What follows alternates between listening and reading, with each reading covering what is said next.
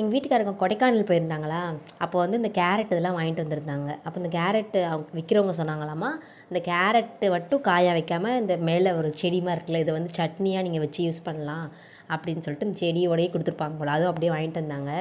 இதில் சட்னி பண்ணால் நல்லாவா இருக்கும் அப்படின்னு சொல்லிட்டு சரின்னு ட்ரை பண்ணேன். சரி எப்பயும் போல் எண்ணெய், உளுந்து, கடலைப்பருப்பு, பச்சை மிளகா அதெல்லாம் சேர்த்துட்டு கேரட்டுமே சரி கட் பண்ணி இதையும் சேர்த்து பார்ப்போம்னு சொல்லிட்டு கேரட்டுமே கட் பண்ணி சேர்த்துருந்தேன். அப்புறம் எப்பயும் போல் சின்ன வெங்காயம், தக்காளிலாம் சேர்த்துட்டு இந்த கேரட்டில் உள்ள லீஃபையும் ஆட் பண்ணிட்டேன். நல்லா அது எப்பயும் போல் தான் நம்ம நிறையா இருக்கிற மாதிரி தெரிஞ்சிச்சு. அப்புறம் வதங்கினதுமே நல்லா கம்மியாயிடுச்சு.